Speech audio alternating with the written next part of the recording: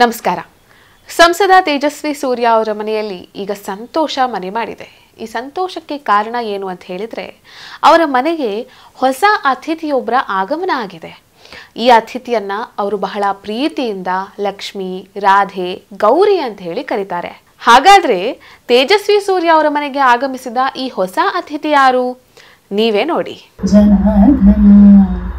Krishna Govinda Narayana Hare Achyutananda Govinda Madhava Sachchidananda Narayana Hare Achyutananda Govinda Madhava Sachchidananda Narayana Hare Krishna Krishna Mukunda Janardhana Krishna Govinda Narayana Hare Krishna Govinda Narayana Hare Krishna Govinda Narayana Hare Janardhana Krishna Govinda Narayana Hare Achyutananda Govinda Madhava